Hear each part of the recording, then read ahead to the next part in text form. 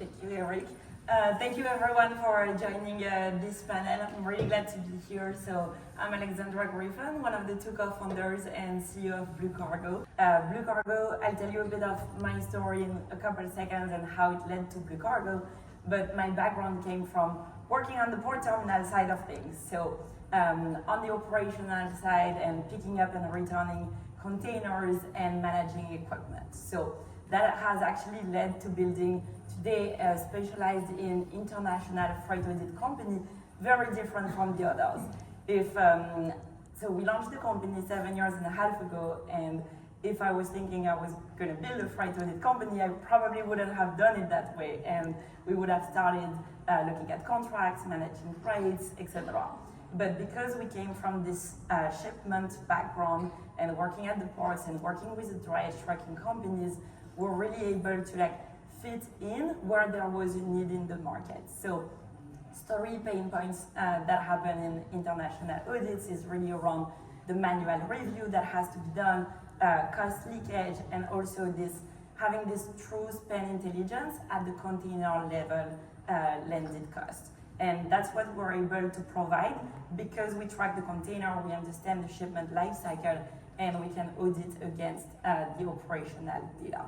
So that's a bit about BlueCargo and talking about the contract to cash playbook. So from contract and rates management to audit and dispute and to that whole spend intelligence. And the way BlueCargo works is a mix of both building software, leveraging AI, and also applying the services so that our customers don't have to do the lift of those manual reviews and can rely on both the technology and the experience and marrying them together.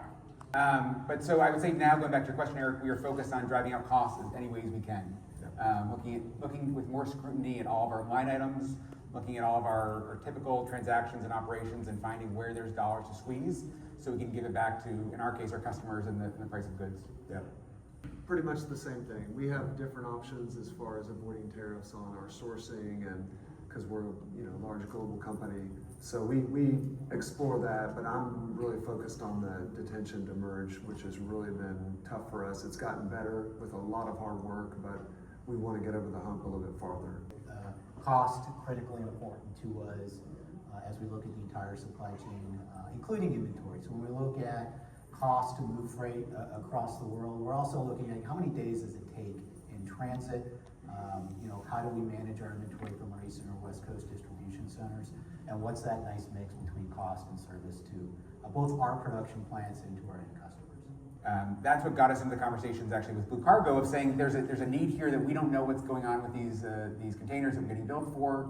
We're getting conflicting data from carriers, from ports. We don't really know what the truth is there, and we need a better way to just kind of solve this problem. We started the conversations with BlueCargo with our problem statement, and they came in and showed us how they could track the containers and get the data with their connectivity directly to the ports to understand the free time clocks. And we're able to prove out that we then go and audit those invoices and validate that the charges were accurate.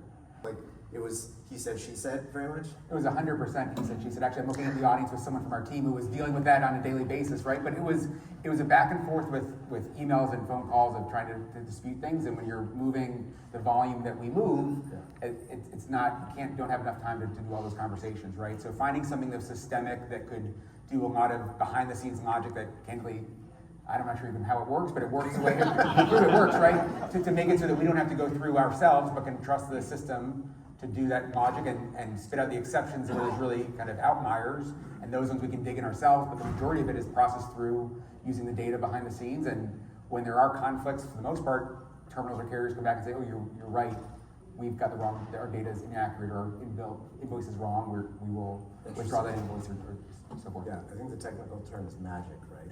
At Home Depot, we've got a subsidiary group that moves a few thousand boxes a year that historically had no freight audit process. It was someone with an Excel sheet and contracts going line by line saying this looks good or not, right? And I still find that hard to believe sometimes, that being at Home Depot, that we've got part of the business that's run on spreadsheets, but we all know how our business is run, and that happens time to time, right?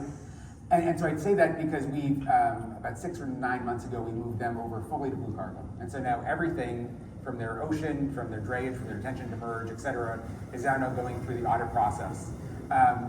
And that's been a major win for us. Obviously, moving from manual to systemic, that have been significant for the team, right?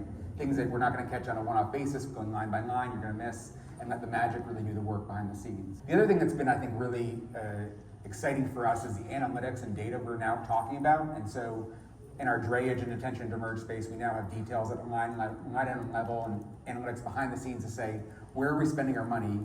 And really allows the team to drill into those expense lines and say, should we be spending money on this? Is there a way to avoid these costs? And so you think about everything we do in our world with bobtails or moves that they're not part of the norm, giving the visibility and analytics, and this is to BlueCargo or not, but the solution has a great analytics support for it, allowing teams to spend time looking at those costs and saying, do we think this is appropriate and how do we take costs out of the supply chain? And so, another example for my team is we had this meeting actually on Friday, I think, where we're going through all of our line item expenses on the drayage P&L every month, a detail that we couldn't before to identify those cost out opportunities, and then building plans through that to manage that cost out, and then using the same analytics to say, where are we seeing that trend change the way that we expect and driving the business forward.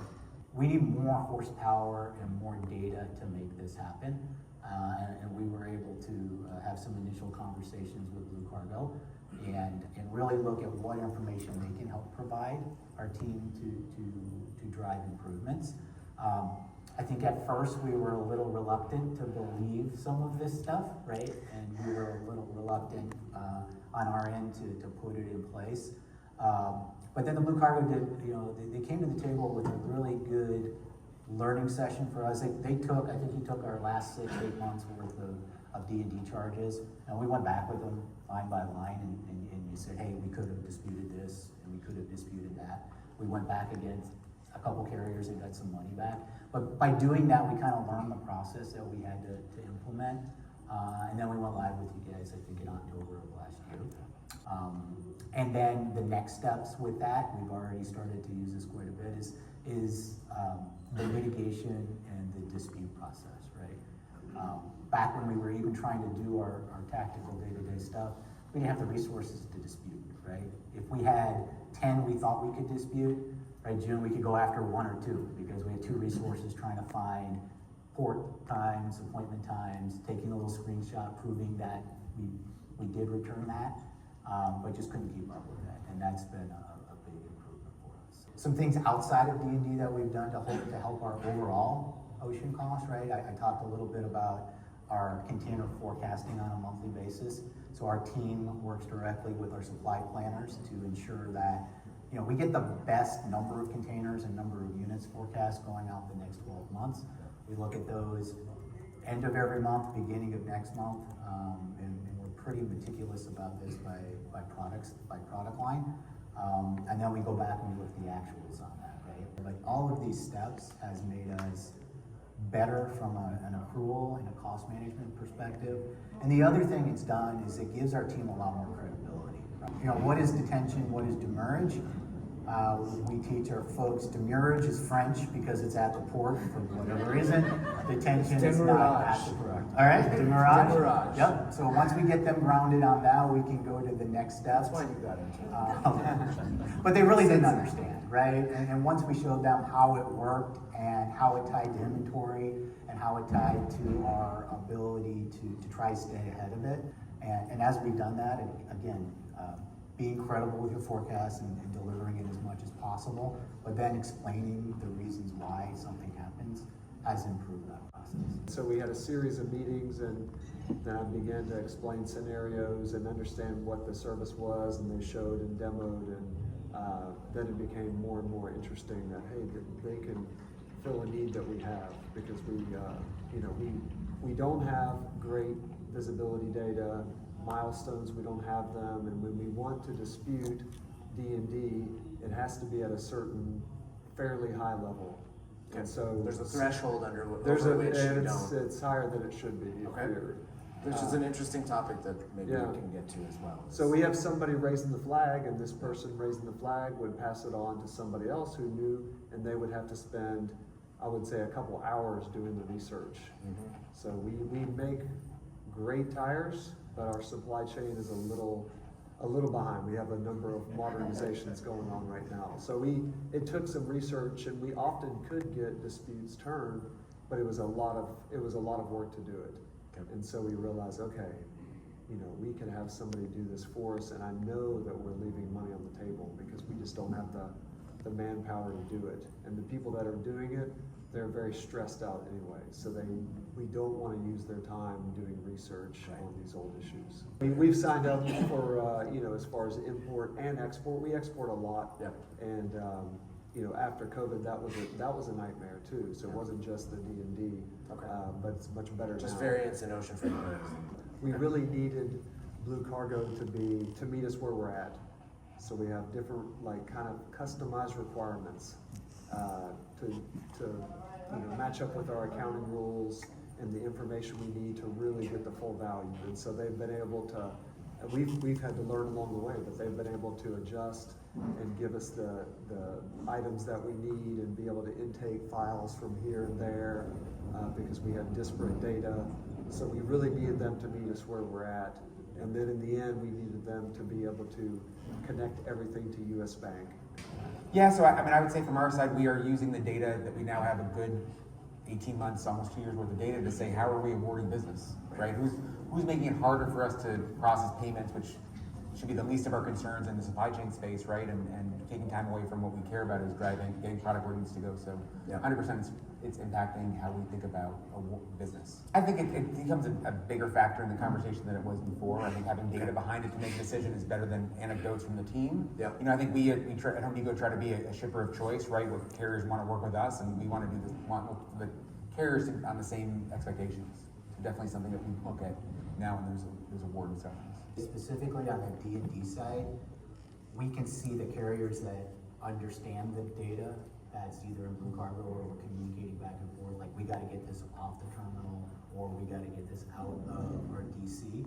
And we had one carrier that wasn't working with us on that, and they're no longer with us. But a lot of the other ones are very, very close to our ops team to get that done. One of the things we saw with BlueCargo, and I kid the team, again, we started just with D&D, right? So the expectation was BlueCargo would monitor our data and go after help for us. But as soon as we went live, the first screen that came up, remember this? Gave us all right, this is what's at origin port, this is what's in transit, it gave us all this cool stuff, and they're all zeros, right? And I'm like, can we have that completed and filled out? And they did it, right? It was not a big IT project. We flipped a couple switch. We had to give you some data, but it was silly, but it was simple, right? We could go get the data somewhere else on a giant spreadsheet we get from our 4PL, but in their system, you just click on the container, right? And then the very key thing that we look at every day is right on the bottom of that screen, right? What's in demurrage? What's in detention? And if anything shows up on there, we're sending stuff back and forth. BlueCargo is the first purpose-built international freight auditor. So actually the experience of the carriers changed working with us. Some of the dryage carriers that you guys work with, our forwarders are also our customers on the AR side. And so basically what they're saying is having the first auditor that understands the real world of dryage, of operations, of getting an empty container back at the terminal has made it easier for them. It reduces the number of disputes and back and forth because it's a whole backlog and manual communication on their end too when there's disputes. So that's been able to go down, been able to make them be paid faster, and that's the whole thing about. We talked about looking at the historical invoices to prove to Mike that it was working, but the model is a pre-audit, prepayment. So basically, we're not looking at making any money on savings. We're solving Catching it before it happens. Yeah, exactly. Yeah. We're and actually solving the root cause. Yeah. So this is really long-term partnerships we're building, so that we're working with every vendor depending on the mode to solve the root cause and then help them stay compliant because everyone needs to be compliant. And when something like OSRA came out, because we were talking about D&D specifically, OSRA gives you 30 days to audit the bill. Then it's over. So if you don't have that evidence collection in real time and leveraging the technology to be able to answer to the compliance asks. This was not possible before, and this is where the system comes in. So just to be clear, it's 30 and then you can dispute it, it's another 30, Yes. right? Yeah. There was an episode that Alex and I did on my show, if you want to go chapter and verse on that. But Yes, about very, Authorized. very interesting.